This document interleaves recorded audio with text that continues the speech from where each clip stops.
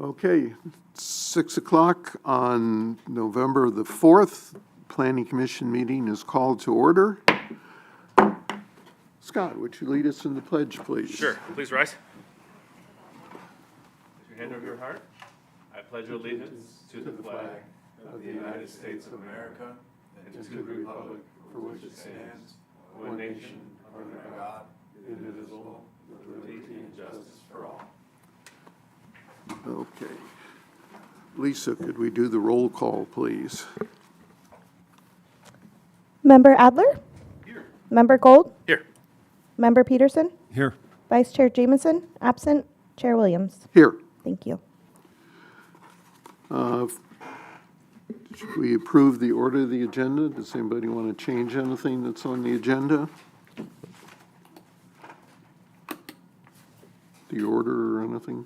I'm good. No? I don't have any changes. Yeah. No? Okay. Consent items. Public comment, and this covers items that are not on the agenda or are on the consent agenda. So is there anybody that would like to speak?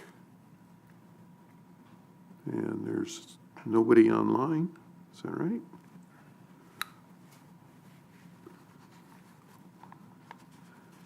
Okay. So, before moving on, should we just go ahead and approve the consent items? Let's do a vote to approve the order of the agenda. Oh, I thought we did. Move approval for the order of the agenda. I'll second. Moved and seconded, all in favor? Aye. Passes 4-0. Okay, can I get a motion to approve the consent items? Or are there any questions? Move approval. Can I get a second? I'll second. Okay. Moved and seconded, all in favor? Aye. Aye. It passes 4-0. Any ex parte communications that you'd like to report on? No? Okay, well. Moving on to public hearings, item 5A. Taylor and Raphael, I'll turn it over to you at this point. Thank you, Chair Williams. So today we have before you an item regarding a zoning code update. The update will proceed in certain segments to account for conflicts of interest among the commissioners. First, we'll hear the staff report and presentation of the agenda. Following the presentation, and you may ask any questions you have of staff. And then we will take our public testimony or public comment on the public hearing item. After the presentation, questions, and public testimony, we will seek the Planning Commission's approval of the zoning code update by way of segments. So in order to ensure that commissioners do not participate in making a decision that is reasonably foreseeable to materially affect their financial or business interests, staff and the city attorney have identified certain discrete components of the zoning code update that require recusal by certain commissioners. We've broken those up into two components, two segments, and will proceed through the adoption process in compliance with the segmentation rules provided by the FPPC. This process allows for the individual components of the comprehensive zoning code update to be broken down into separate decisions that are not interrelated to the decision in which the official may have a conflict. In this way, a final decision will be reached without a disqualified official's participation in the portion of the zoning code update in which they may have a conflict. Once the decision in which the official may have had a conflict has been made, the disqualified public official may proceed with participation in a manner that does not result in a reopening of or otherwise financially affect the decision from which the official is disqualified. So in compliance with rules and decisions of the FPPC, the recusal segments that staff and city attorney have identified are defined and labeled as follows. We have recusal segment A rather, which involves Chair Williams. Segment A involves the change to the zoning designation of Site C to residential high density R3. This change involves property within 1,000 feet of Chair Williams' residence. Chair Williams will be recusing himself from this component of the zoning code update. We'll refer to this component as segment A, recusal segment A. Second, we have recusal segment B, which involves Commissioner Peterson.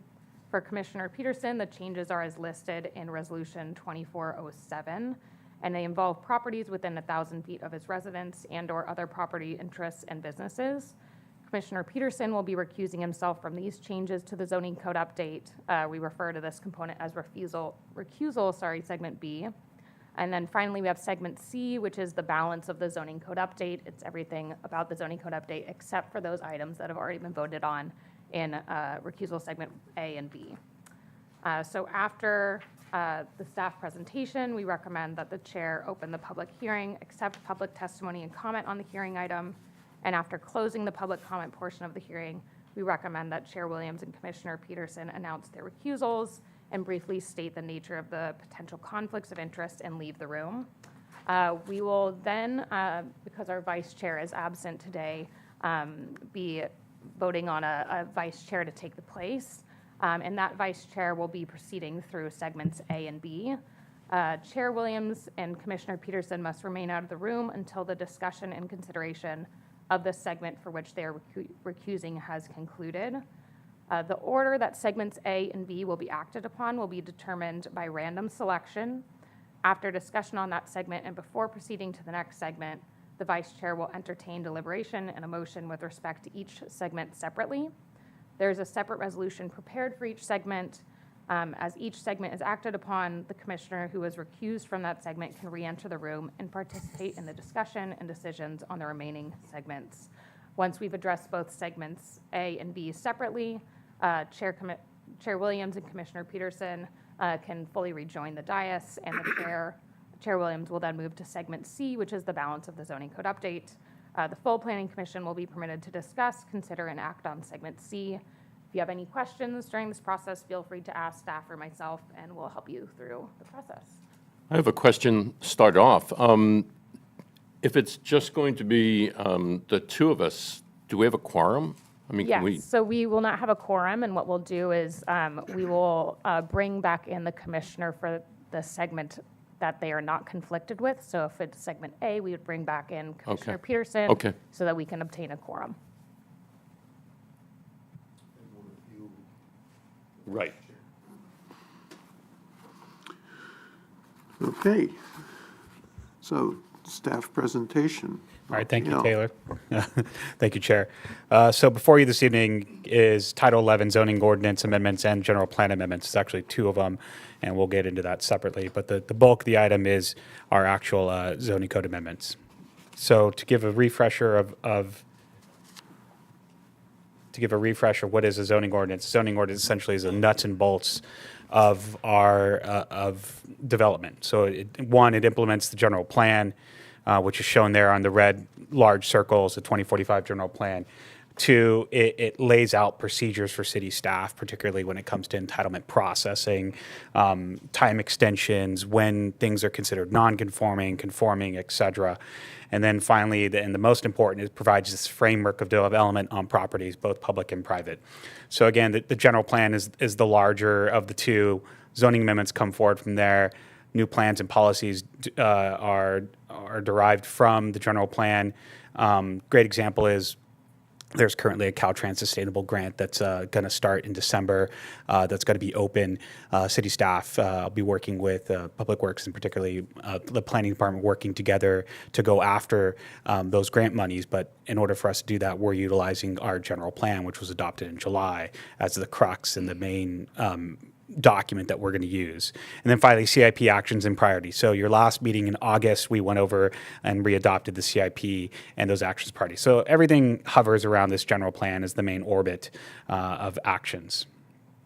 So a primer of your zoning ordinance, and you have heard this since about spring, and we've gone to you, as our ordinance was adopted in 1990. We actually had a bridge ordinance that was done when we first incorporated, but in 1990 really was what we adopted out.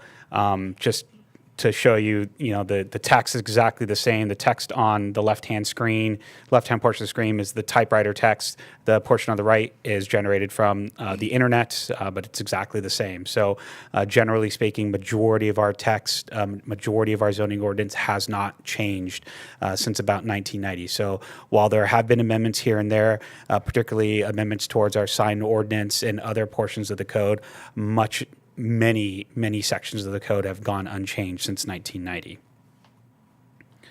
So what these amendments won't do this evening, and so again, you are the recommending body, so your recommendation will be forwarded to the City Council, but just to be very clear and to go over what these will not do. And the first one is approve any specific development. There's no specific development on the table tonight.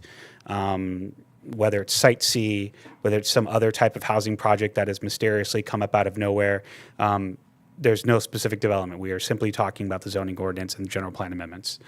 Approval of development on Site C or changes to the, approved development on Site C or changes to the standards it would adhere to. So again, Site C is on its own track. Site C has generated so much comments in our general plan and basically on this zoning ordinance, but it is not the highlight. It's not the main event. It's not even a subsection of it. This is a focus on a citywide effort. This is a focus on implementing your general plan. This has nothing to do with Site C. Site C is on its own track, and as a matter of fact, Site C will play by the rules that are in the book today, but it won't play by the rules that are hopefully in the book in the future. This will not affect already entitled projects, so those are projects that have already been previously approved by your body that are currently what we considered entitled. They can most certainly can request to utilize the new standards, but they don't necessarily have to use them. So in some instances, some developments may take advantage of additional parking relaxation, et cetera. They may or may not need to come in for an amendment for those things. It won't affect projects already under construction. So again, those have already locked into their standards. They've already gone through building plan check. This proposal before you this evening will not affect that. Neither will affect projects already in the building permit process. So those projects can elect to utilize the existing code. Some of them can take effect of some of the new code provisions. It'll be up to them. But again, it will not affect those that are currently under the building permit process. And finally, this will not eliminate the DRC. I know there's been a lot of chatter on social media in regards to elimination of the Design Review Committee. This action before you tonight will not do that. That is as much a City Council action. We have been, as City staff, directed by the Council to examine that and bring that item forth to the City Council. But in working with the City Manager, we will be bringing that item after the election for their discussion and whatever process comes of that in terms of the DRC. So again, just wanted to go over what these amendments won't do right off the bat. And now jumping into the framework for the amendments. So as stated earlier from the graphic, these are, the framework is the first is the adopted general plan, goals and policies.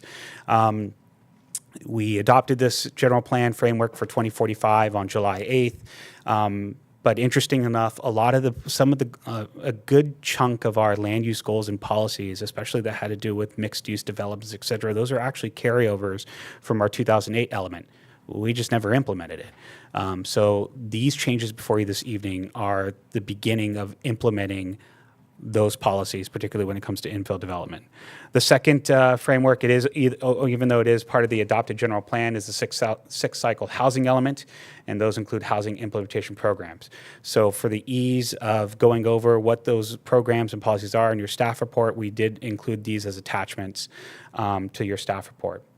And the third one is adopted City Council goals for fiscal year 2024 and 2026. In another one of your attachments, we went through a matrix of all the proposed changes in the zoning ordinance and how these all tied together. And we also identified how some of those City Council goals affected the proposed amendments before you. And the last but not least, we are required by state law to conform our zoning ordinance to our general plan within 180 days. So this action, again, begins that process today. We understand what happens when we're late on not meeting state deadlines and timelines. Rest assured that Randy and I don't want the same thing to happen again. So this is why city staff and the city attorney team has been working feverishly with this. This is why we've not been able to bring this to you in September and October. We want to make sure we crossed our T's and dotted our I's on this effort. So the first action before you is a proposed general plan amendment. So it's a very, very minor general plan amendment. One thing that we did note is that we do need to redesignate 377 2nd Street. That's the lot actually directly across from City Hall. It is a lot owned by the city, and we want to redesignate that from tourist commercial to public institutional. Again, it's a city-owned lot.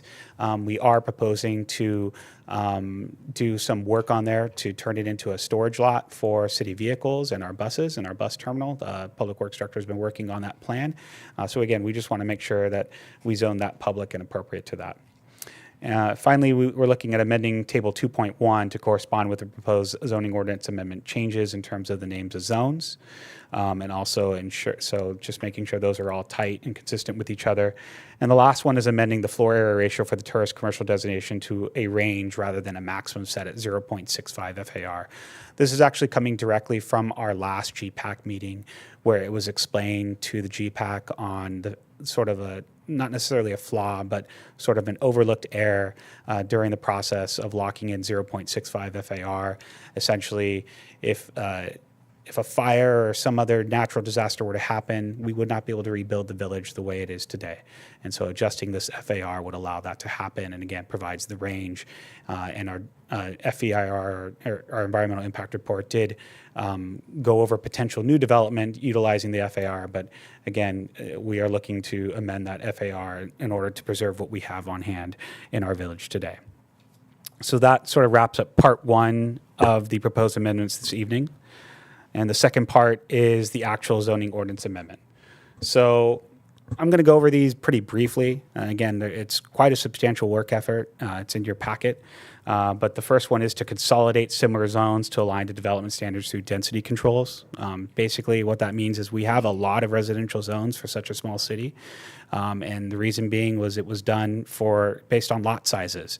While that was a great tool back to have in 1989 and 1990, we have really flipped the ability to go through density instead. So we're consolidating similar zones and utilizing density as the control consistent with the general plan.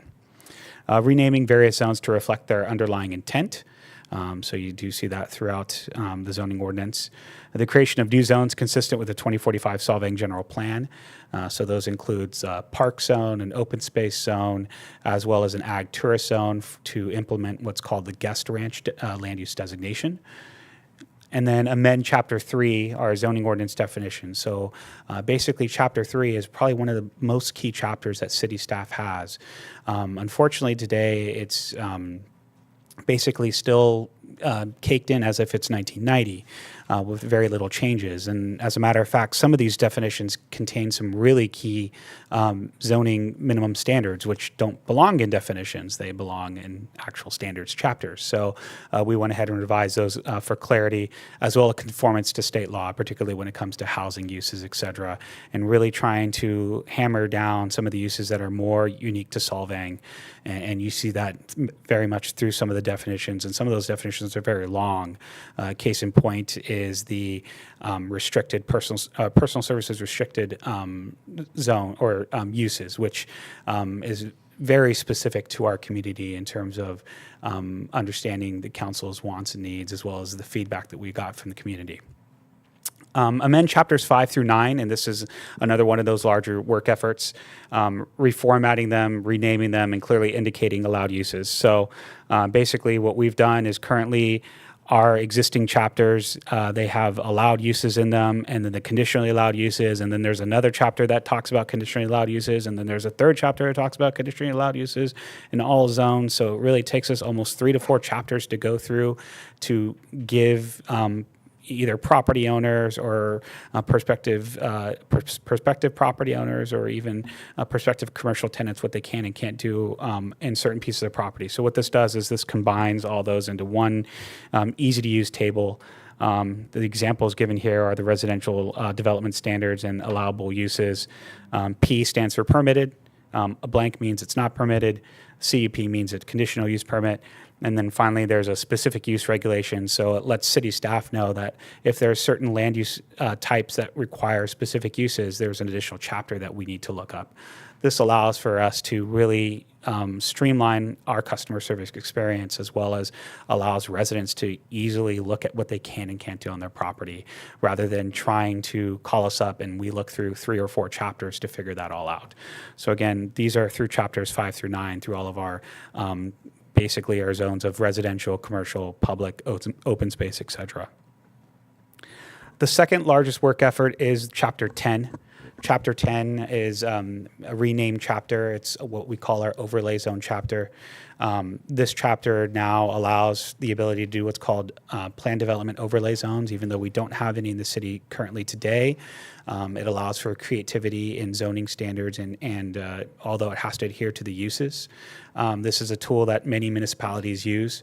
Again, it's to be creative, particularly when we have sensitive sites or environmental constraints, et cetera. So it allows for a little bit of alleviation of standards in exchange for something, what we consider the public good. It also is where our specific plan, we have one specific plan that's been approved, that's where that lives as well. The other big one is implementing the general plan known as design districts. So the general plan has a community design element that discusses these 2 design districts, both the mission and the village. And so this actually full-blown implements that. And the biggest change to that is this includes our first set of objective design standards. These objective design standards were created and crafted here in-house. And as I've mentioned to the DRC previously, as we did work with the DRC, this is our sort of first cut. And this is our ability to implement now what we have on the table, get something in the books, but most certainly we do need to revise these as we go along, see what works, what doesn't work, and refine them through additional work efforts. But again, having something in the books and the table now versus waiting 2 years from now is better than having nothing at all. So, as like I said, I mentioned that Chapter 11 is our current chapter for just dedicated parking. While I love dedicated parking chapters, it's great, it's easy to find. But we also have a bunch of standards that are strewn throughout our zoning code. So what we've proposed to do is create a site development and general development standards chapter. This is where additional lot requirements lay in terms of how we interpret where setbacks are. Building heights has actually been revised. This is actually one that was recommended by you as commissioners back in July. And so basically what this does is our current standards for building heights basically is what's called finished floor. And believe it or not, it was actually buried in our definitions to tell us where we actually do the measurement for heights. Understanding that our general plan talks about hillside preservation, discusses the scenic vistas that are around here. Finished floor does no good in preserving those. As a matter of fact, it allows property owners to grade and then go up from there. So we are proposing to make a change to what's called average natural grade. So that's what the grade is today based on 6 points, 4 points, et cetera. We determine what that grade is and then measure up from there to the highest point. Again, this really implements the general plan at heart, really preserving our vistas and our community for what it is today, not taking something that was done by Santa Barbara County back in 1985 and 1980, but again, really taking into account what is Solvang and what do we want to preserve in terms of our community character in a very technical and objective fashion. Chapter 12 has been amended for internal consistency. It also has been reworked a little bit. So a couple uses, a great one was business uses. It actually contained standards for mobile vending, for filming, and restaurants. How this all got combined into one is beyond me, but it caused city staff to go through a goose chase at times to figure it out. So we broke out some of these categories so they stand alone, so it's easier for our code compliance officer to go through, it's easier for city staff to go through, but that chapter is our what we call supplemental regulations chapter. So this is where our objective design standards will live for our ADUs and JADUs. So again, the city had attempted an effort back in 2019 and 2018 and even 2020 to do objective design standards, and instead we couldn't figure that out. We couldn't come to agreement for whatever reason, and we just threw our hands up and said, we're just going to go with state standards.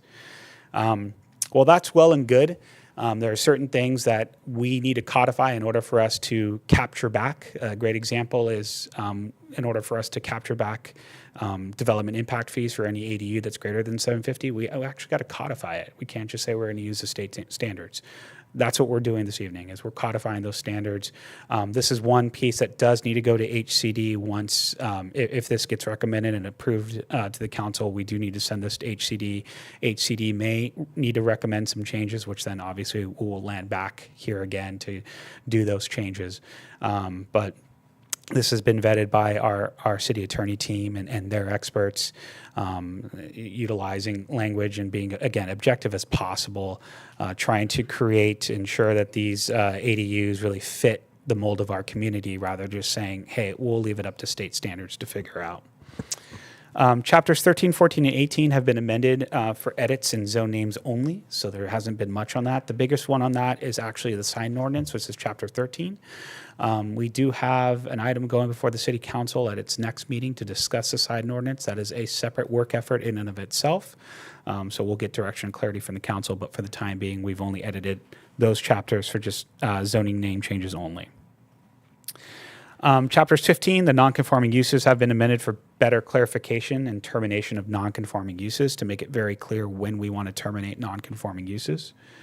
Chapter 16 is now a dedicated permitting procedures chapter, and this is again based on the council goals of streamlining and then based on also state law. So there's a couple, and we'll touch a little bit more into that in the presentation.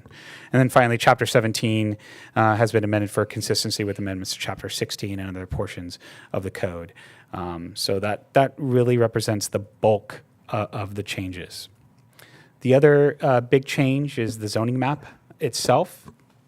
Our zoning map has a what I call a kaleidoscope of colors that don't really match to what our industry norms are. So instead, we are proposing to recolor our uses the way our industry has done, way most real estate professionals understand and utilize the map. So yellows are residential, reds are commercials, gray is industrial, et cetera. And as the zone gets denser, the color gets darker. So again, there's a rhyme and reason for that. But as you see there's the proposed amendment before you. The purple lines that you see there is actually the design districts. There's a red dashed line for the specific plan area. And again, these would all correspond with the land use designations. So getting into the proposed entitlement processing, or Chapter 16. So the city currently utilizes the Santa Barbara County's methodology for entitlement processing. That is what's called the land use permit, which is required for basically virtually anything to be done on your property. There have been policies that have been developed throughout the years, but have never been memorialized through any sort of written procedures, but just that's the way we've done it, so that's the way we're going to do it.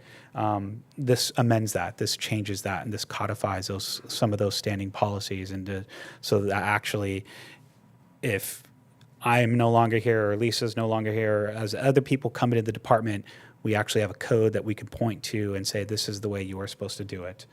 The other big one is that a state law, specifically the Housing Accountability Act, or the ACA, or specifically that law requires objective reviews for residential projects. Chapter 16 reflects that. City Council goals number 5 and 10, specifically in terms of updating some of our antiquated codes and streamlining the process. So those influenced our entitlement processing proposed changes. And finally, our housing element implementation policies, P, O, and Y. And those are specifically looking at reducing government barriers to entry of housing, et cetera. And so again, with the land use permit basically requiring you to get a land use permit to change out an electrical socket, that doesn't really help to streamline the process at all. So we looked at it through that sort of lens. So what we have come up with is this sort of flow chart that goes with it. So again, the general plan, the large hovering planet, if you will, the zoning ordinance being the main implementation tool, and then from there, the permit type. So conditional use permits is variances, development permit, which would replace development plans, subdivisions, and then the zoning clearances, which is essentially replaces land use permits, but again is rhyme and reason and when it's required. Building permits usually are required for most actions, but then as you can see, there's that dash line. So a great example of a zoning clearance is I have a piece of property here in the village, and I currently host a retail outlet that's there. My tenant who's selling, let's say, glasswares, they decide to go out of business, and instead a wine bar now wants to take over. And so, or excuse me, I don't even want to use wine bar. I want to use just a wine shop in terms of just selling bottles of wine, no tasting, no nothing. There's no building permit required for that. So the only thing that would be required is a zoning clearance. And so it's just a piece of paper making sure that the permitted use aligns to what the code says, and we fill it out, we file it, and we give them a business certificate, and we give them a zoning clearance. That's why that dash line exists. So again, no need to go through any hoops of a public hearing, et cetera. If it's a permitted use, it's a by right use, and those are identified. So again, zoning clearance is processed by right. So by right means even though it's by right, you don't necessarily need a public hearing, but it doesn't just mean it's approved. It needs to meet all the requirements. That's the biggest key. So if there's a parking requirement, then it has to meet that. If there's a height requirement, and if it's new construction, particularly I use this for single-family residences, it's got to meet your setbacks. It's got to meet those height requirements. It has to meet all those minimum standards. If it doesn't meet those minimum standards, then they have to revise it until it does, and then we give them a clearance. Development permits, these are replacing what's called development plans. The permits are supposed to run with the property.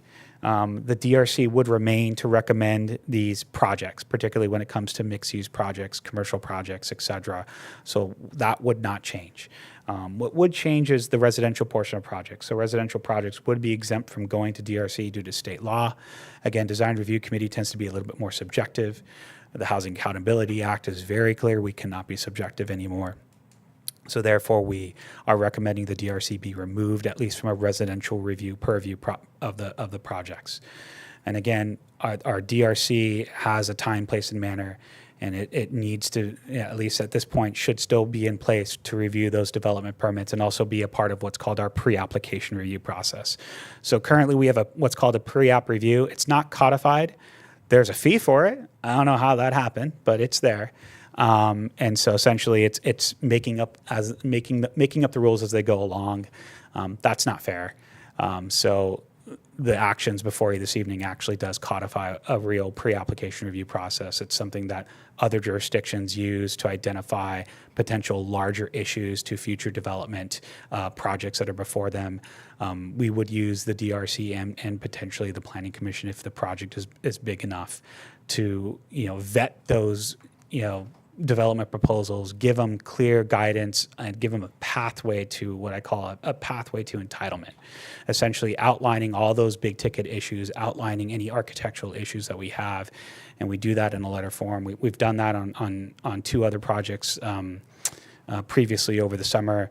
Lisa's currently working on a pre-application right now for the Alisal Guest Ranch. So again, this is the official sort of vehicle that we'll use to solidify this pre-application review process. And municipalities that use it and champion it usually see a really good streamlining effect in terms of cutting down the time it takes to streamline projects because, again, you as the decision makers weigh in very early on at the process, which allows the developers to redo what they need to do and not go thousands of dollars into the development rabbit hole without you reviewing it first. So I'm a big champion of the application review process.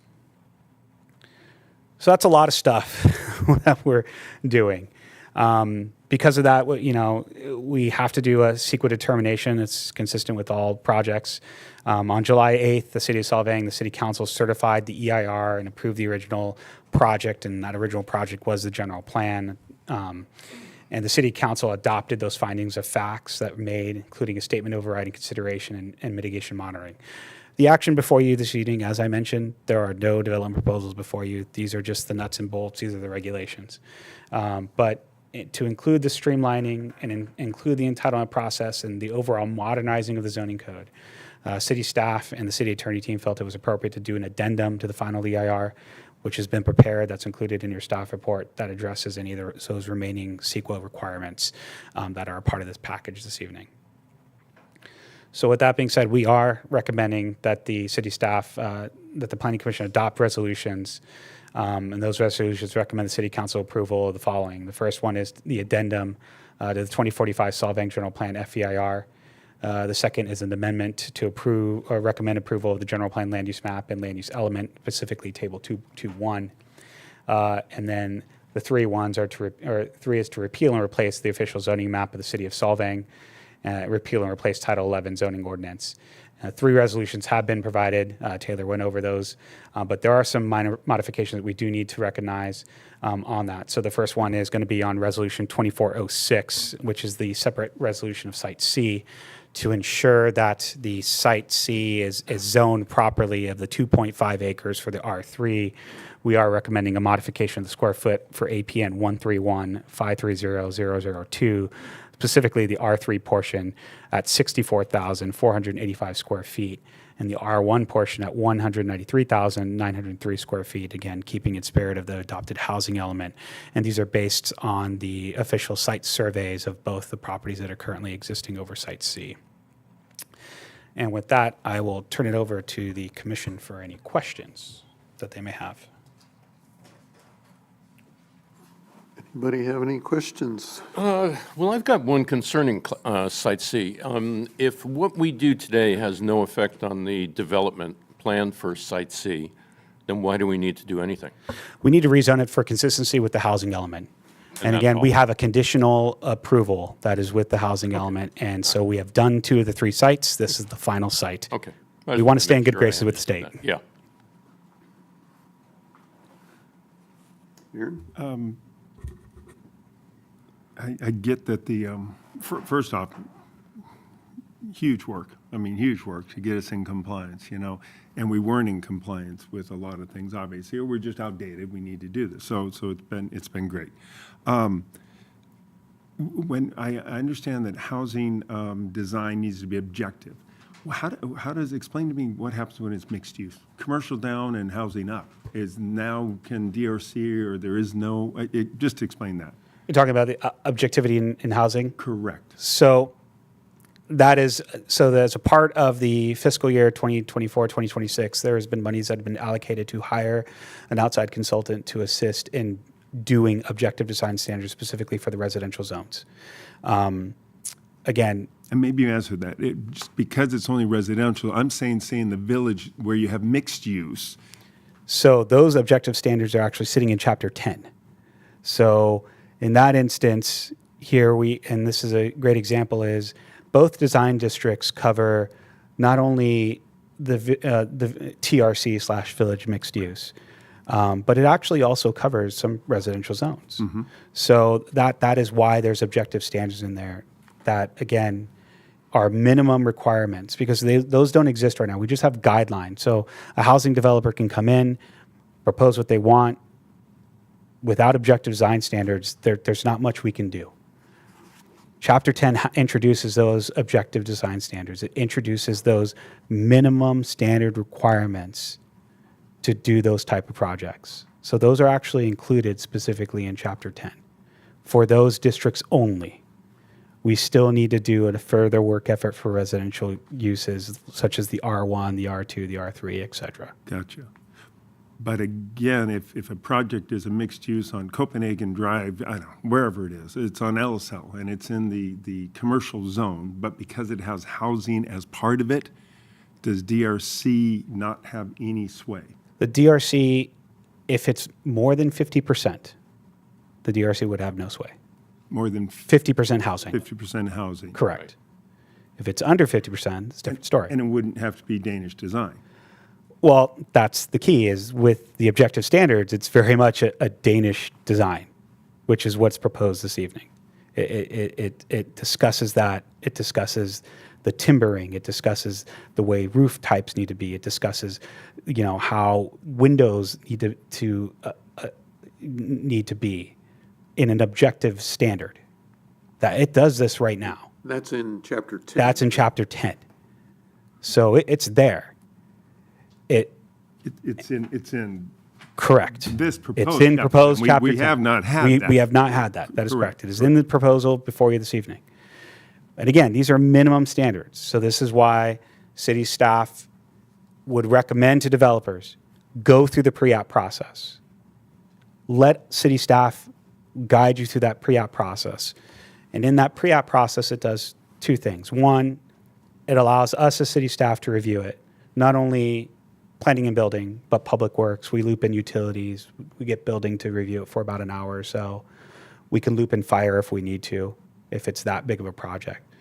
And essentially, we review it through the lens as if it were an actual project, and we identify major issues with any type of infrastructure in terms of if you need to provide sidewalk, you need to, you need to upgrade a water line or sewer line. Those are very big ticket items that could quickly derail a project. We tell you all that up front.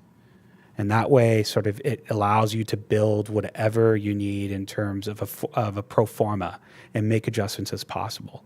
And then as a part of that, we then take the project on its own to the DRC and let the DRC provide comments, substantive comments, and so the developer can understand where they're coming from. So that's the vehicle of the pre-app. And again, right now, if you were to come in as a developer today, we don't have any standards other than the guidelines themselves, but they're just merely guidelines. They're not minimum standards. But and I don't mean to interrupt, but again, that's what triggers this is because we allow residential at 50% in our commercial district. If it was 49%, we wouldn't have that problem of a residential demand because it's now it's only 49% residential, and we would not have to have objective standards. We could still have the DRC reviewing. We could, in theory, but again, having them objective is still a good start. It provides sort of that minimum starting point. It gives you the minimum. This is the minimum effort you need to do to at least get before a hearing body. And while, yes, you are correct, if we were to basically say, no, you don't want more than 50%. However, again, the point is that our general plan and our housing element is very specific. We want to do infill housing. We need to reduce those barriers to infill housing.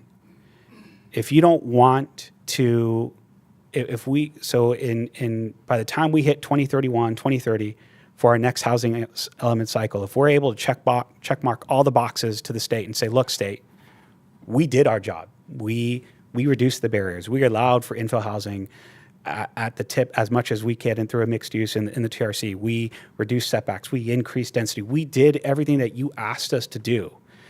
It makes the case that our RENA numbers don't need to be so high.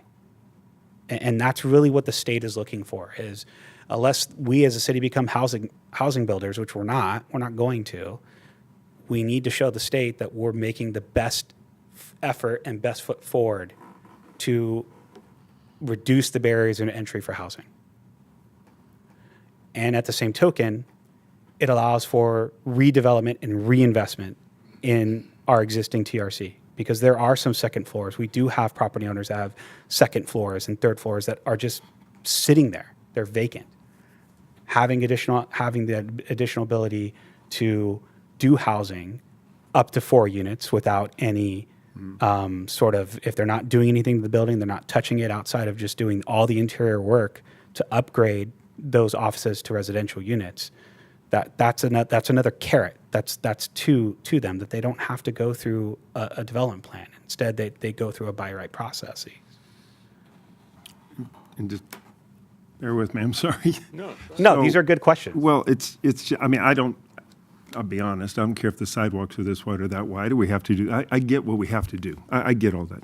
My concern is the design of our 2 districts, primarily our historical Northern European district, not the new Spanish revival, whatever we called it in the general plan. That's all good.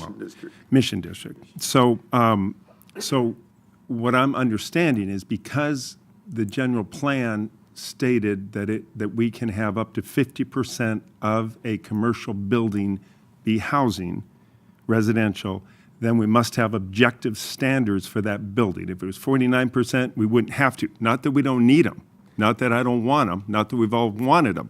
So if it's at 50%, then the question is objective standards should be codified as it is in 10. And then the next question is, which I agree it needs to be done, is there that 180-day deadline that is clicking right now of when we adopt our general plan to when we have to have a Chapter 10 in our commercial zone? Well, Do we have time to look at those design elements, or is that a done deal because the clock is ticking and we got 3 weeks or 2 months? Unless we change the 49% of housing, because it wouldn't matter then, but we'd still want to get the objective standards. I wouldn't necessarily say your majority of the stuff that's in there will fulfill the requirements. This is one that's, are there currently potential properties that are likely to provide applications within the next 60 to 90 days? Yes. So the question is, if you don't do this, then those properties that are so close to the TRC but aren't necessarily TRC but are sitting in the design district, they can do what they want. Right, but those in the TRC, which is what, And remember, the design standards are meant for the design district overall. overall, Yep, we expanded it. we very much did. So this isn't just a commercial zone either. That's what you have to remember. These are residential zones as well. So if the intention of having that design district was to include certain blocks that weren't necessarily zoned TRC/VMU, and those are residential pieces, without objective standards, they do what they want. Is there many of those? And I hate to, I mean, if we looked at that zoning map of the, There's four. I know in Copenhagen There's Drive four of at the end, There's correct? 4 of them. Yep, yep. The 2, 3 that are already been built, and there's 4 of them coming. Yes, Mm-hmm. okay. Those are the ones at the end of Copenhagen Street toward Fifth Street, Right. between Second Place and down, yeah, on the south side of the street. And the same goes for the mission. It's the same same spiel. While I understand, the need and the want, the desire to drop it down, the design district is covering other zones. So it behooves us, if that's what we want, if that's what the general, the GPAC and you as the planning commission, the city council fought for, 2-3 years to get to. This is your chance to put something in. And again, I strive that this is not going to be set in stone for another 30 years, like the last zoning ordinance. These are things that we need to look at every single year. There are items that we didn't touch in this code. We didn't touch lighting. We didn't touch fencing. We didn't touch we didn't touch the intersection intersection vision area, which woefully inadequate. Fencing is another one. I mean, you can get into the semantics of fencing, but it doesn't jive with what's out there in our community. And these are work efforts that need to get done. So again, it's us putting something into paper, but also acknowledging the fact that we're not done. We will constantly need to revise these as we see fit, as what our community sees fit. But this is our way of taking back local control. Period.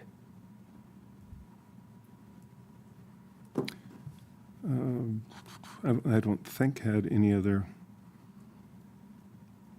questions. I think that was, and that begs the question, though, as to why we can, the sign ordinance, which you guys did not touch, because that is not part of the, well, it's part of the, it is part of the zone, I guess.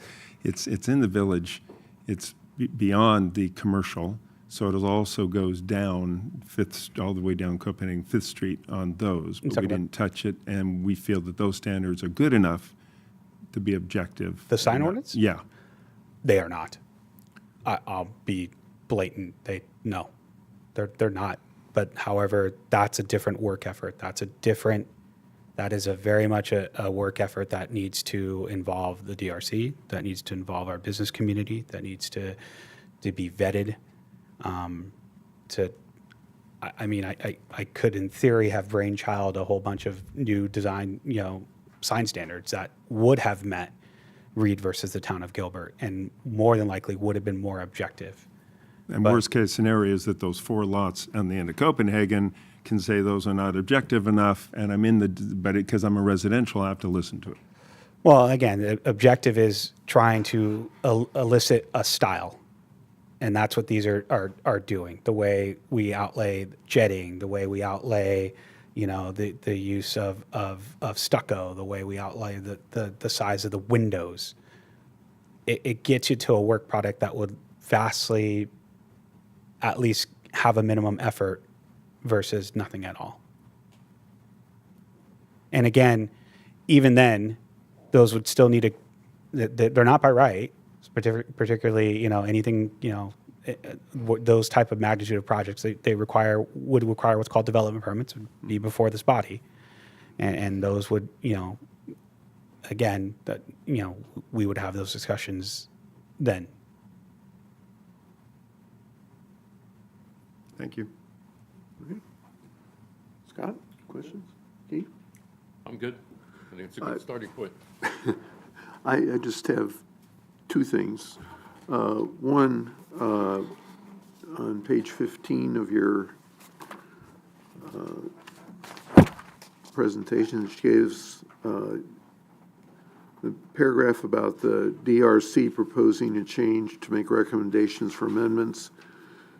And you're recommending the Planning Commission recommend to the City Council that it be modified to read all design standards, building form, et cetera, within the Village Design District D1. I don't have a problem with that, but why not include D2 as well?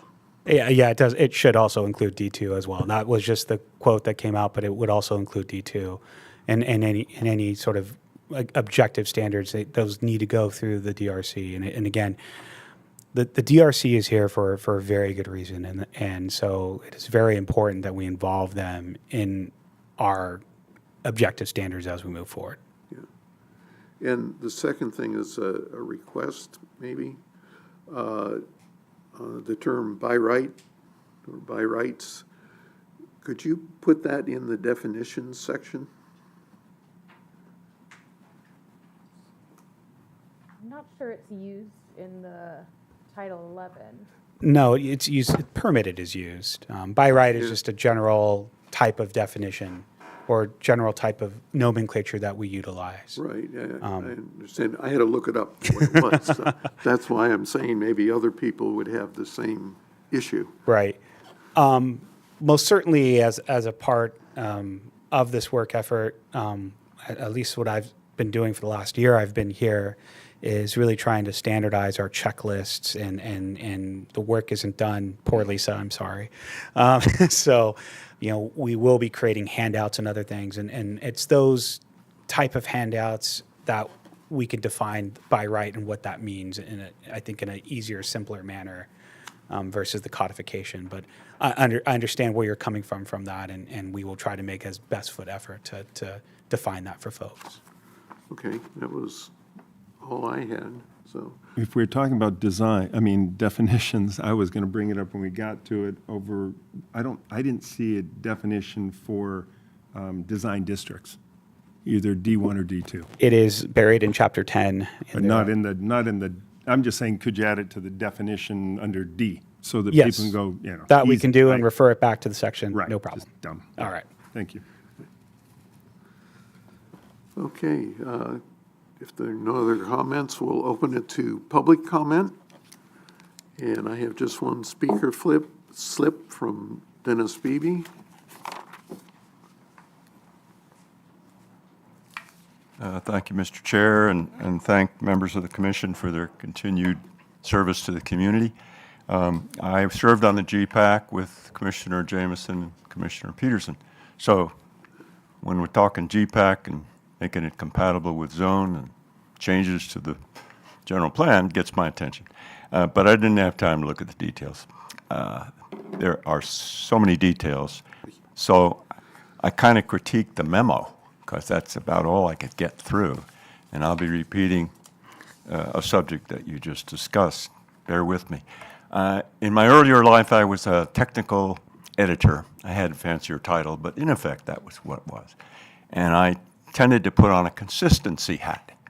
I would look at documents that were 100 pages long, and if I found something on page 99 that didn't comply with page 5, I tended to be able to identify it and point that out and let the author make the changes. So that's what I'm finding. And it's not confined to the memo, unfortunately. Some of these inconsistencies and terminologies, they leak into the amendment and maybe into the ordinances too, but I didn't get that far. So just some examples.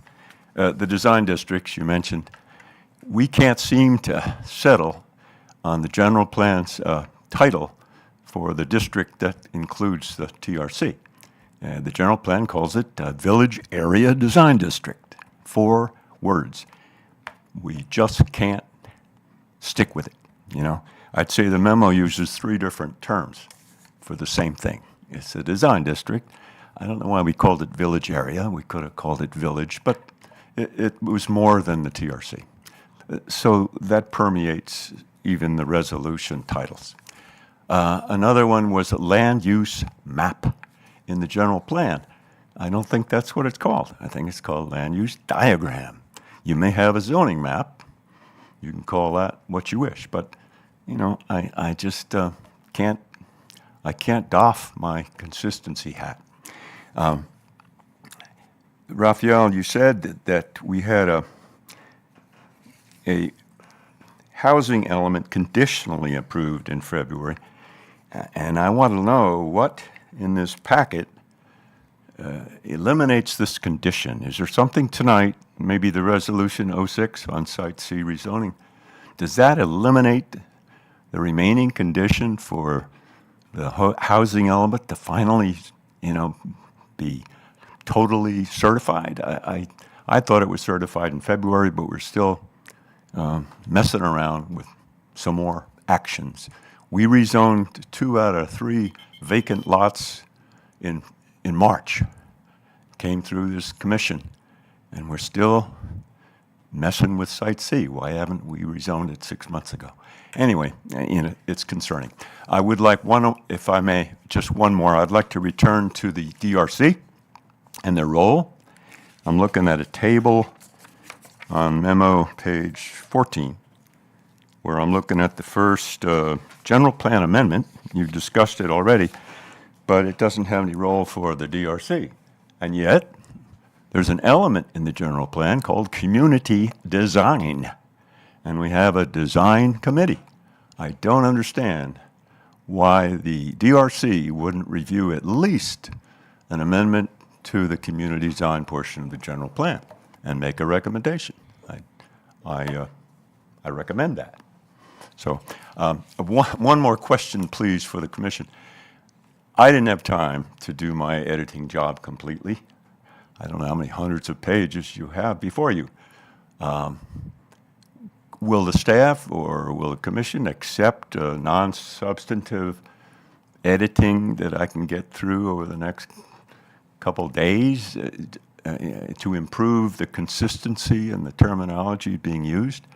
I didn't have time, and I don't want the council to have an amendment with errors in it or typos, and there may be more. So I'm just asking, could the public have a little more time to provide non-substantive corrections to what is a substantial packet? So thank you.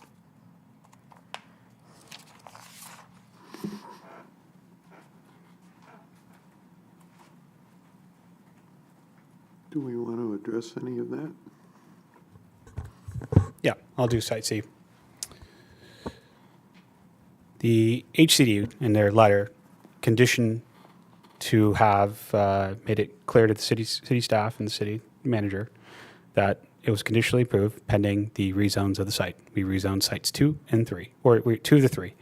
The other one, we've withheld doing rezone and withheld action due to various reasons. But as before you this evening, this will wrap up the conditional portion of it. We submitted to HCD, and we should be out of the game.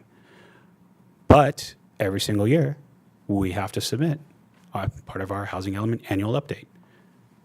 With the proposed with the proposed zoning changes, we are now able to start telling HCD that we are implementing our housing element. So it's not just a one-time thing. It's a yearly thing until the next cycle comes along. As far as the DRC and the general plan, as a reminder, the general plan is a policy document. It's adopted by the city council. The city council will direct city staff when to modify the document. City staff, there are times where city staff will come to the council and say, we need to modify it per state law, and we go ahead and do that. So at this point in juncture, because it's a policy document that is executed by the council, it will remain as such, and that is city staff's recommendation.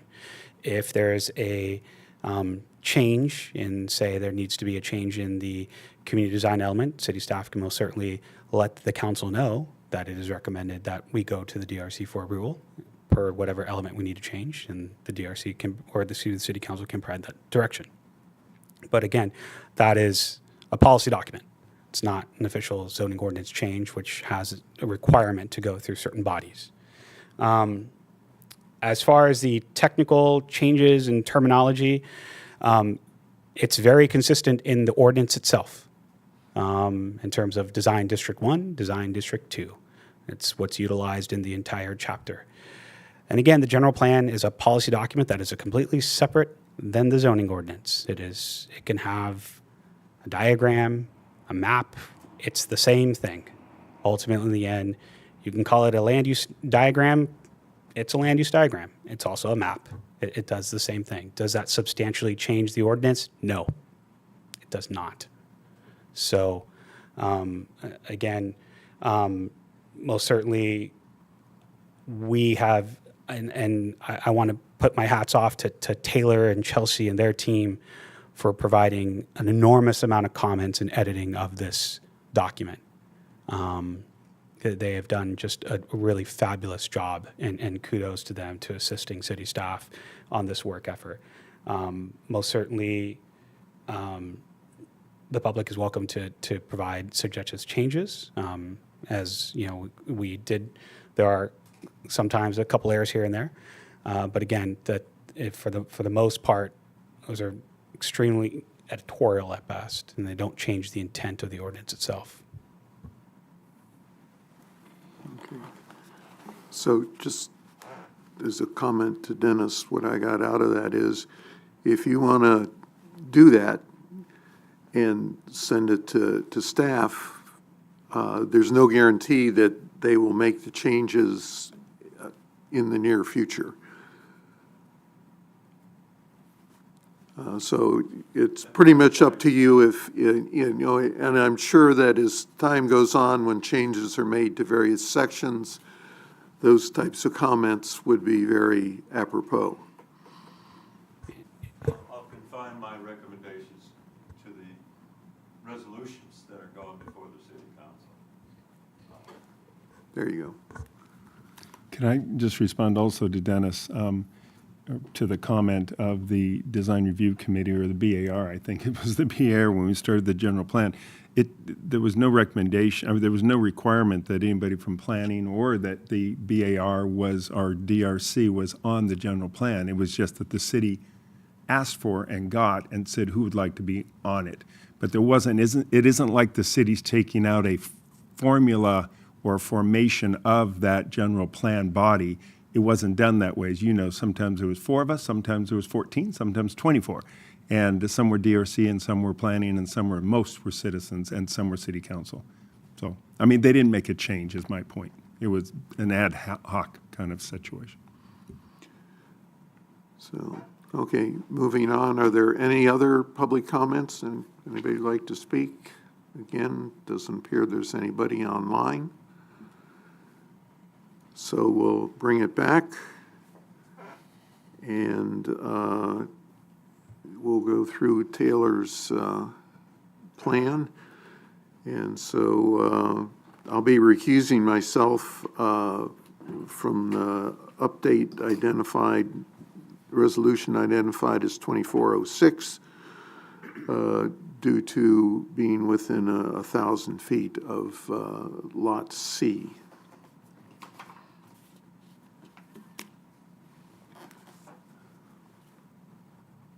And Commissioner Peterson, if you want to submit your recusal statement as Yes. well. I'm going to recuse myself from what we're calling Segment B, Resolution 24-07, as it involves properties within 1,000 feet of my residence and/or property interests and businesses. Thank you very much. And you can He- both remove yourselves from the room, and we'll proceed accordingly. Thank you very much. Scott, I say you have the jacket and collar. You should be vice chair. That was the next item. We'll decide between you two, vice chair, for the purposes of our next segment. So that's Vice Chair Gold, so if you'd like to proceed with the next statement. Thank you. Now that we have had the staff presentation and public comment, and the Chair and Commissioner Peterson have made their recusals, we will now move through the segments. We first have to randomly select which of the two segments in which the commissioners have a conflict of interest will be acted upon first. So we will flip a coin. Heads, we will act on segment A. That's the decision affecting Chair Williams first.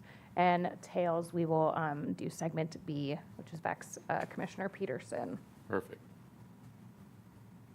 So we have tails, so we will be doing segment B first. Because we will now proceed with segment B, you can proceed with saying the next item on your page 3 of this handout. Just a moment, please.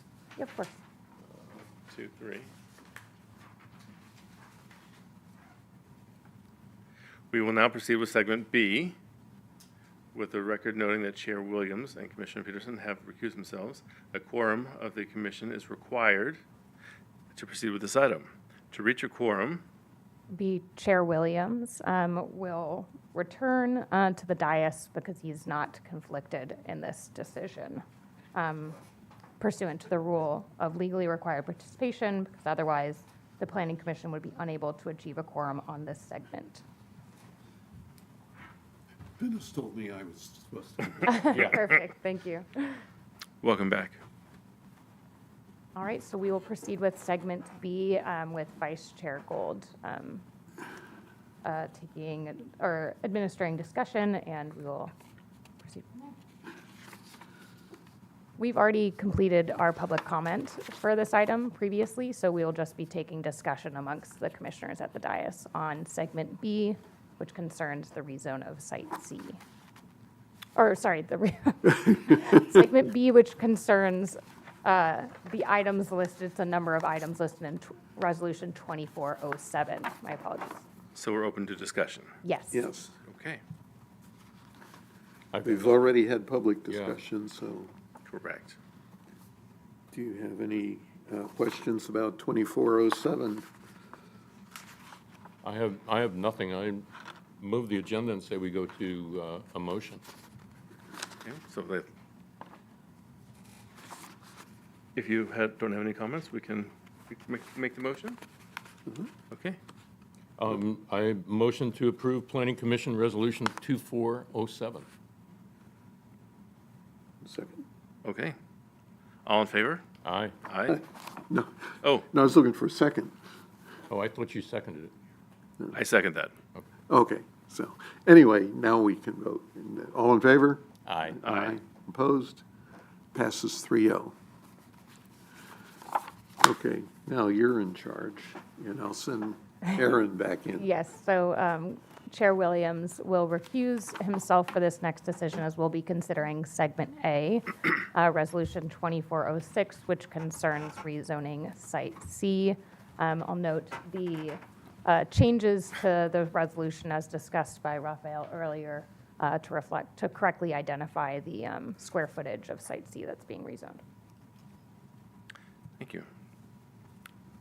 Now that Commissioner Peterson is back, we're open for discussion. Great. No discussion. No discussion. Okay, is there a motion?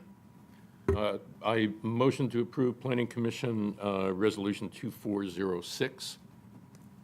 I'll just maybe add to the motion and modify the resolution to reflect, to correctly identify the parcel. Oh, to correctly identify Site C. Yes. I'll second that. Oh, The want me to second third would- it? What do you want me to The do? second would come from Commissioner Peterson. Pardon me. You are the- I'll Is there a second it. second? I'll second it. Wonderful. All in favor? Aye. Aye. Aye. Passes 3-0.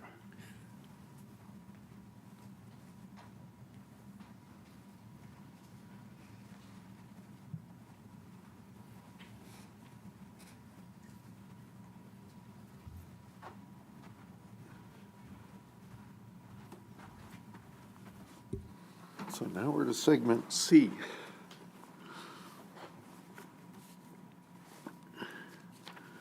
So consideration of the balance of the zoning ordinance update. Are there any comments? We've already had public discussion. If I may, just to clarify something that came up earlier, just confirming that by right is not used in Title 11, so there's no need for a definition in the zoning code. In addition, the design districts are defined in the definition section. They're defined by village design district and mission design district alphabetically, so they don't appear under D for design district, but they are there. Could have sworn I saw it in there. Okay. You wrote it, so I'll believe you.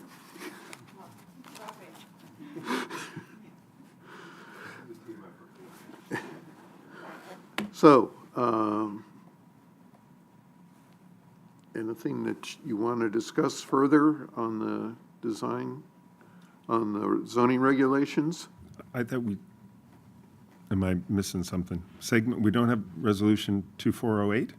Or did we? That's what we're That's talking what we're- about. That's what we're, doing that. that's what we're talking about. I have nothing to discuss. on You're that. open to discuss anything that was not already concluded in segments A and B.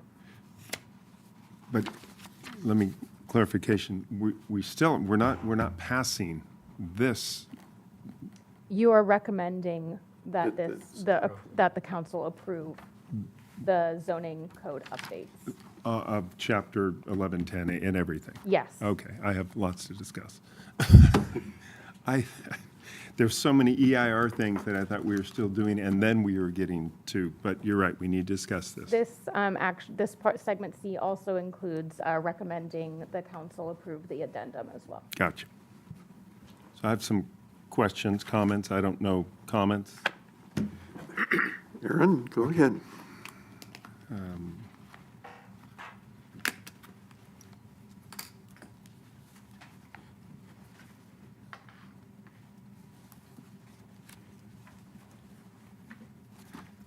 Broken in. And some of these are just, a lot of them are just clarifications that I would like to see. I started with page 164, which is the Title 11 zoning regulations, obviously Chapter 1, and it is the section on definitions, which is page 166. I'd mentioned earlier, maybe definitions, adding in there are design districts. I would also like to ask, it's so confusing. I know you folks did not write this, I'm sure, but on page 175, the definition under general retail, it goes infinitum, listing what they are, and perhaps it would make it feel better if on the first paragraph, store, shop, selling, lines of merchandise, again, under definition of general retail, examples of these stores, and lines of merchandise include, comma, but are not limited to. Just add but not limited to, because if you looked at this exhaustive list, you would think, is that all that it carries? And it doesn't, obviously. That is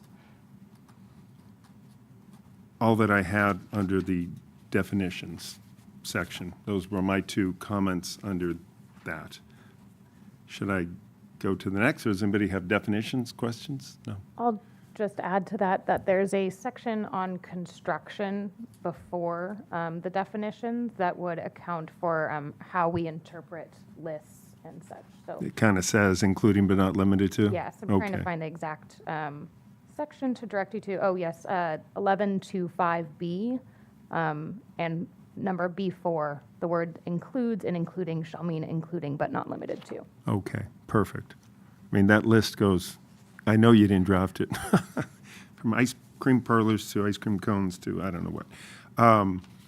Chapter, starting on page 190, 190, excuse me, I'm sorry, page 206.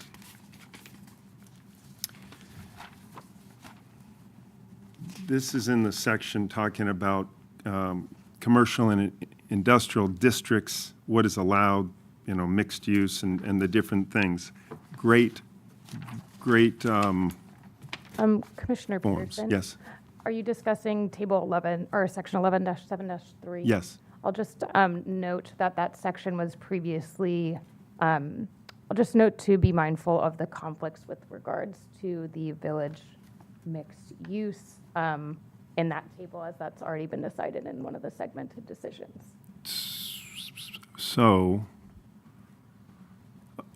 okay, so anything under, So commenting on village mixed use within sections 11-7-3, -4, and -5 have been decided in segmented decision B, for which you were recused. okay, so commercial and industrial zones, I cannot comment on any uses that are permitted or CUP. Is that correct? It'll be uses pertaining to the village mixed use. So I could zone. talk about recreation or Yes. residential. That's correct.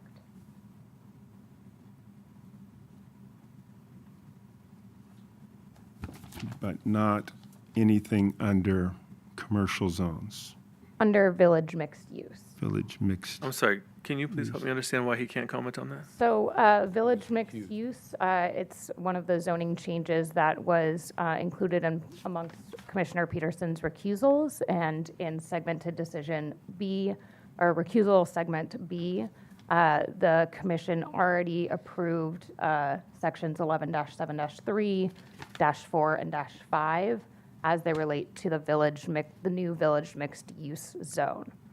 Thank you. Yes. So the VMU column, you Can't can't comment. comment on at all. Okay. So with that in mind, if we go to page 206, and the second one down, artisan manufacturing, without commenting what zones it's allowed, it seems to me that that should be allowed in CR also. My understanding is CR is a general commercial where we have industry, we have professional office, and if we're allowing it in these others, why we would not allow it in the CR zone, which is just Nielsen's shopping center. I mean, it's outside of you know where it is. It's like, I would also comment that commercial recreational facilities indoor, halfway down the page, under recreation, under the CR, it's a CUP, I think it ought to be permitted. The next one under it, commercial recreation facilities outdoor. I think in the CR, it should be a CUP, just like it is in the other three zones. Can't comment on those. The next page, on page 207,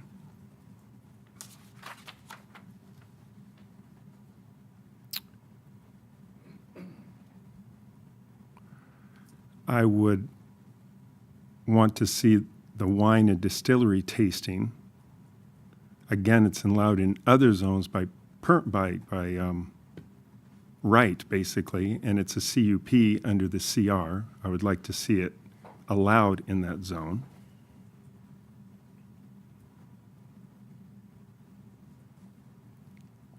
I would like to see lodging in hotels, which are CUP only in the CR, permitted. I would think that having a hotel and lodging outside, allowing them in the CR would be acceptable. We can argue there's no land for it, but you never know, and it's why can't we have a hotel in that zone? I would argue that vehicle rental should be allowed in the CR zone. It's allowed in the other zones.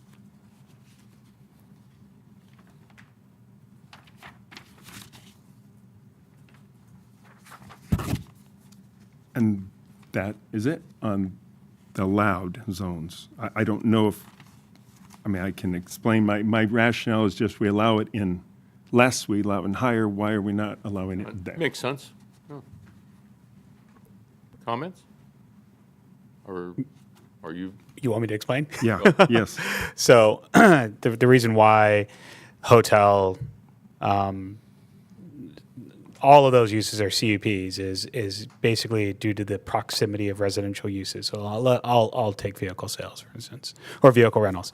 In that instance, we're talking vehicle rentals, where you're going to store them on site. Now we're talking fencing. Now we're talking lighting. Now we're talking other performance standards that, as a nearby resident, I would actually want to voice my opinion, hence why the CUP is there. Hotels the same way. While in most 100%, I agree with you. In general retail, 100%.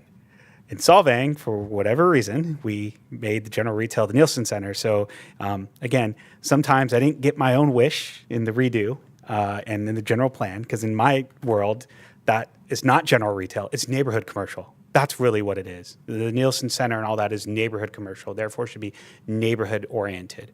So hotel, to me as a planner, as a practitioner, a hotel has no business in a neighborhood commercial oriented center whatsoever, because that center is primarily used by our residents, by us as employees who don't live here, but we sure as hell eat lunch here, and so we're there on a daily. The last thing I'd want to see is a hotel or a vehicle sales. Now, as far as the wine tasting, hey, that's up to interpretation. It's most certainly, yes, that could easily flip to permitted, no problem. That typically you do want to see that, but again, what are the potential noise variations we have? One thing to consider is that in this new code, we do allow for amplified music through TUP. So if that's, again, now we have a noise issue, and it's being cognizant of, while it's labeled commercial, general retail, it's really not, it's neighborhood serving. So again, that's just from my practitioner standpoint. Most certainly, if the commission wants to make those recommendations, most certainly they can make those recommendations forward. But again, I'm looking at it more of a Nielsen's in that area as a neighborhood commercial serving uses versus a typical CR use. And my only point was we have residences right across the street from exactly a hotel or a vehicle rental, and we allow it. We most certainly do. And that's those are points well taken. And so I will strike those two recommendations of a hotel and a vehicle rental, although we don't have any. I just thought maybe we would get one if we wanted one, there's more space, but I suppose not. So those two you've made very good points of. As far as the gym and artisan manufacturing and some the artisan manufacturing, that's no qualms on my end. Recreational facilities indoors. That one, again, that's another interesting one, simply because in practice as a gym, you typically have sort of three peak times when it comes to gym. Early in the morning, when no one's in a shopping center. Midday, which can sometimes get hair raising. But 5 p.m. to 7 p.m., that's definitely a potential hair raising item, particularly in that center where we have our pharmacy, where we have our a grocery store, that does way beyond the grocery store. Their salad bar is pretty awesome. So, I mean, with that being said, it's kind of one of those things, again, how much caution do we want to do with the CUP? And I'm going to bring in our lovely friends in the unincorporated area, the YMCA, for instance. They're looking to do, I believe, was it 24 hours a day, 7 days a week? Correct. And so, again, knowing that that is a possibility, because gyms come in all sizes and flavors, because gyms, there are in some municipalities where their gyms are pretty small, they're not manned, and you just have a key card, et cetera. Do you want to have the ability to control that, particularly in a neighborhood serving commercial center? And so hence why it's there. And again, we have 4 gyms in the, what we call the outlet center, and 2 more in town. In town, it would, again, where the traffic is horrific for people that want to use a local kind of a facility for a gym or aerobics, whatever it is. Right. So, but again, in that instance, it's now becomes a performance standard by right. As again, even though it's permitted, it would still need to go through the hoops, which is you got to show you can park it. Here's how you park it. Oh, you can't park it? Cool. Our new parking regs allow you to not park it. However, now you need a conditional use permit. Now you're going to be before the Planning Commission. So there are those sort of caveats that are still available. So again, overall, and it's a point well taken for me, is that we are protecting the CR because it is more of a local, and the houses are close by, and we do have the hospitals and things like that. So therefore, okay, I didn't know if this was an old list, or you guys thought this through and made it CUP because it was a gym and it was a hotel and it was a rental car. No, it was very much thought through. As much as we did try to maintain it, it is, again, we have a code. There's a lot of it. There's probably about 5% is left over. The rest was thought through. Very, just again, looking at, even though certain names don't, in this instance, it doesn't jive. As a matter of fact, if you really want to ask me, the LI and the CH should be combined because they really kind of function as the same. But that's for a different work effort. Right. So, but again, it's up to the commission. And if the commission wants to go there, I have no qualms because there are some fail-safes, particularly when it comes to parking, knowing that a center such as the Nielsen's Center, if it can't park it, there is a will, there's a way, there's an avenue for someone to then go before a public hearing body and ask for the exception. Then it becomes up to the Planning Commission to make that exception. So looking at my list, I'm just going to scratch it all. Because there's only a few that don't fall into that, and why even make a change?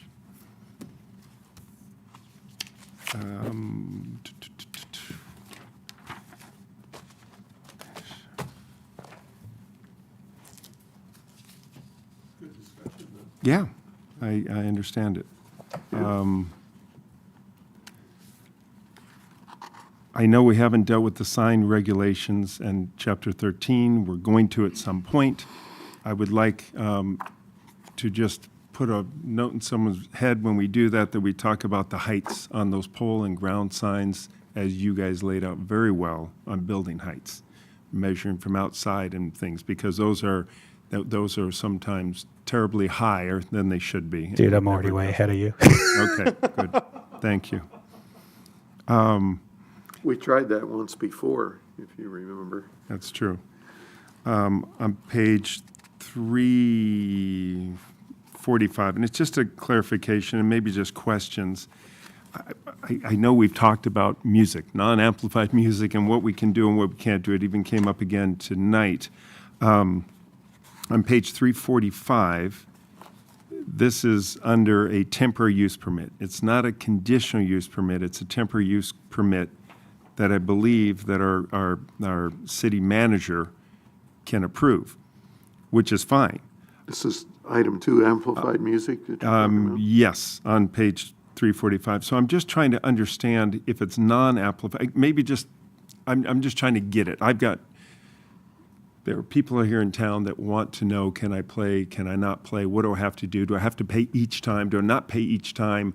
And maybe if you guys know what you're looking for and can kind of put it in there a little cleaner, better, or easier to understand. Yeah, so this is a direct response to multiple requests about amplified music. So the idea in Genesis is this would allow for amplified music, particularly understanding that our economy has greatly changed since our last zoning ordinance update, where we do cater, both restaurants and wineries and breweries do cater to live music, but by live music meaning at a reasonable hour. The TUP would be the avenue for that. Basically what it does is it sets standards for when you can play, when you need to stop, what are the decibels.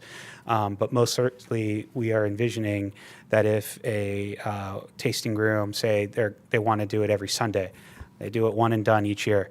Tell me a list every Sunday. We'll give you the hours. We'll give you the conditions. Here's your permit. I don't need it for 52 straight Sundays. Right. But it will basically not automatically renew. They have to come in each year. And again, this helps us out, helps particularly code compliance out more so than anything else.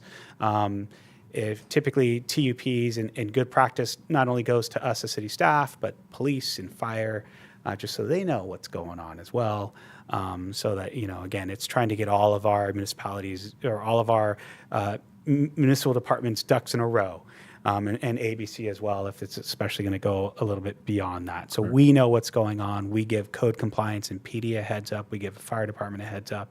If it involves additional, say, temporary tents that are larger than 120 square feet, now we can get fire involved. The TUP was originally codified in 88 and in 90, but for whatever reason disappeared, and I don't know why.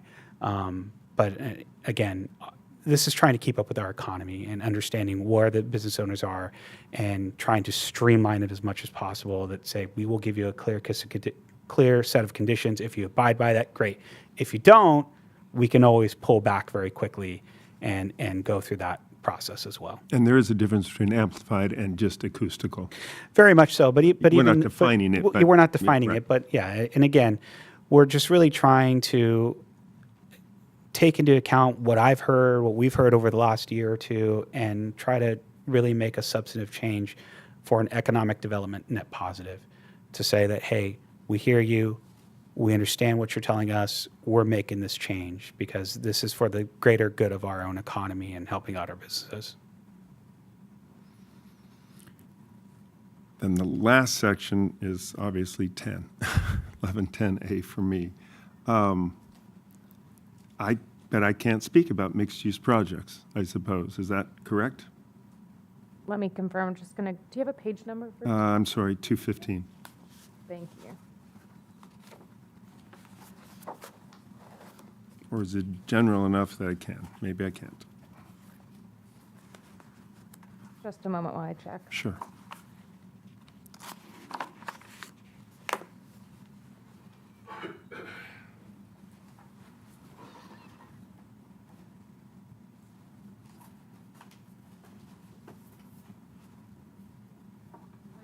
Oh, sorry. With regards to specific standards for the design districts, that would have been included in segmented decision B.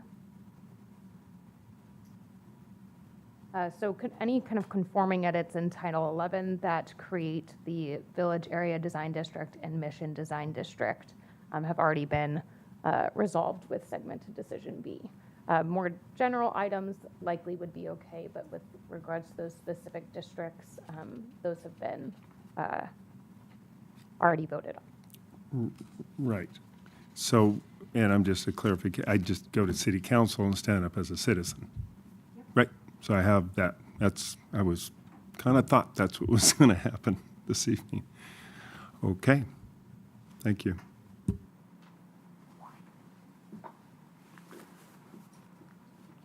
That it? Yeah. There's everything is, I believe.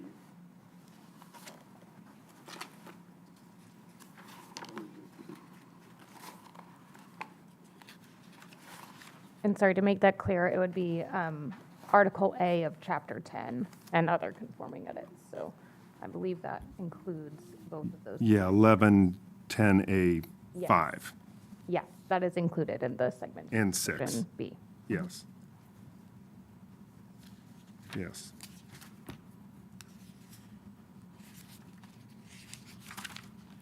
Yeah, which includes parking, includes everything. Okay. Yeah. I envy you. I was not able to read through 100% of these. And I can tell. Wow. I tried.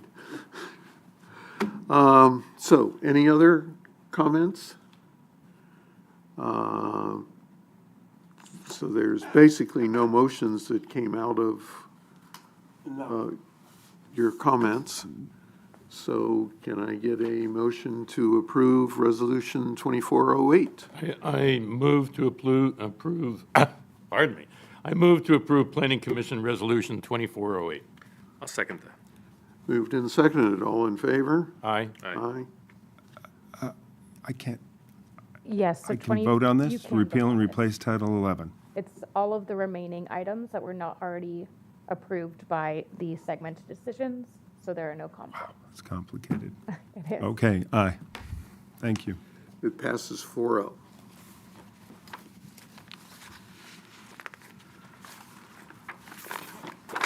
And just, I want you to know, city attorney and I have chatted with Lisa. It's still confusing to me, so it's a very confusing time.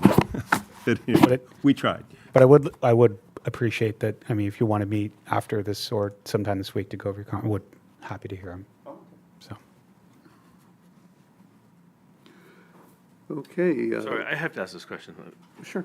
So does that mean, because Commissioner Peterson wasn't, so he had to recuse himself, does that mean for the lifetime of his role as commissioner, he is not allowed to address, question, or comment on anything that has to do with what was in those standards that we just reviewed? So the conflict decisions are going to be on a case-by-case basis, depending on what decision is before the commission. So if there is a decision before the commission that involves, is within 1,000 feet or 500 to 1,000 feet of his property or involves a business interest, he would evaluate those conflicts each time a decision is brought forward to you all and make that decision each time. But if it's outside of 1,000 feet, then obviously he'd be able to comment and vote. Correct. That's And correct. even 500 to 1,000, it's iffy. But because it's a general change to everything, and I have that stuff in the TRC or whatever we call it, village. But since the change has been made without his vote, now he can, question mark, comment or add opinion with the new standards that we just voted on, correct? He could go to council as a public commenter and provide comment Right. to council on those items. But not sitting up here. Correct. Correct. And just For also, these decisions, if another decision comes before, I can Yeah, help go too. I think part of what you're asking is if there's a project that comes forward, like can he comment on how the village Sure. design district is applied to that project? Yes, at that point he can, assuming that project is far enough away from all of his interests. Yeah. Thank you. and just as a side note too, if it's my project that comes before you and I have no other representative that I trust, I can recuse myself and stand out and present my project. But I better not glare at you and not have an attorney or a CPA or a son or a daughter who would present it better. Okay. No discussion items. Any further comments? Actually, I just one, to reiterate a comment that was made earlier, commending staff and Raphael, our city manager, and especially the legal staff. It's a great job and a lot of work. I thank you. Big undertaking. I Right. second that. I'll third it. All in favor? Right. You're not chairman anymore. Had such a good time. Okay, the planning manager report. right. Raphael. all right, thank you. So as a reminder, tomorrow is Election Day. So if you have not voted, please vote, especially if you have the ability to vote. Go ahead. We did post today on social media information in regards to voting. So again, it is, you have a civic duty. Please exercise it. I've already voted early, so I'm good. We do have a potential meeting in December for a time extension. It came in today. So hopefully there's one or two more items, but if not, we will hold that meeting. It would be a brief meeting, but again, we want to keep things moving along. The DRC did have a robust pre-application meeting regarding a development along Copenhagen in September. That was sort of the test case of our objective design standards. So if you actually want to hear them in play, enjoy the hour-and-a-half spirited discussion that was had. But again, the applicant, kudos to the applicant who actually allowed us to play with them a little bit in terms of test the objective design standards. We found a couple things that didn't work, but that the applicant actually, their architectural team was exemplary to allow us to be their test case. But again, that the whole discussion itself is a true rhyme and reason why we're doing pre-applications. This was at the last, Yes, this was the last DRC meeting, not in October, but September.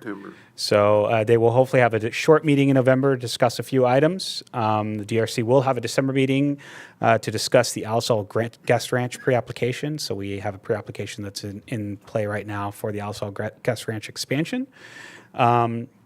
Speaking of signage, City Council will have a discussion on Tuesday regarding signage. So next Tuesday, Monday is Veterans Day. So thank you to all those veterans that served our country. We honor them on November 11th, including my father, who served for 25 years. So with that being said, we will have a discussion on Tuesday in regards to signage. I understand this item was pretty weighty. City Council will have a hearing on the proposed general plan amendments and the zoning amendments on November 25th for first reading, and then December, I believe, 8th or 9th for second reading if everything goes, 9th if everything goes according to plan. And finally, we do have changes in our planning and building department staff. We are actually adding a staff member, so hopefully they'll be starting in a few weeks. Our building counter is actually now open 5 days out of the week. Lisa and our new hire and myself will be manning that counter.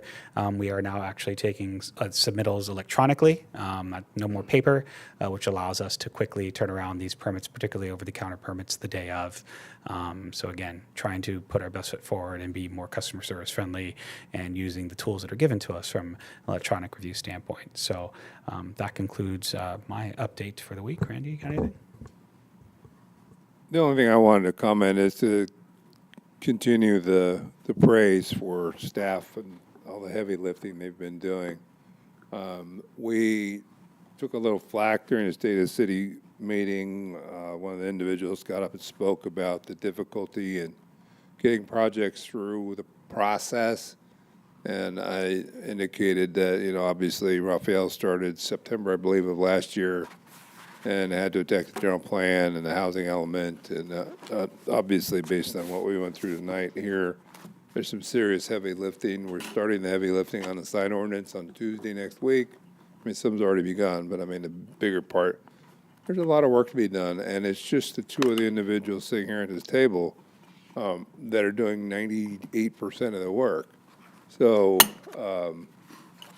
to those out there who may otherwise be paying attention, please be patient. We are turning this battleship around. I think anybody who's actually been through with a planning application in the last few months sees a totally different process. We have checklists in place. Some of the legacy projects are languishing, but we're working on getting those resolved too. It's just unfortunate that, as I say to staff so many times, the sins of our fathers, our people that have gone before us in administration and in our current positions have allowed us to have decades-old ordinances and plans and things that we're having to work with. So staff is doing the best we can, and it's getting better. Okay, well, thank you, and I think we all agree with you. So with Can I say one last comment, just in commenting about, Rafi, the development down on Copenhagen and working with the developer. If you want to see a really nice building. It's Ken Hunter's building on LSL Road, just past Demarcus Square, Zone DR20. It's condos, it's apartments. He didn't have to do what he did. He went, I think, to the DRC, and they worked with him, and he did.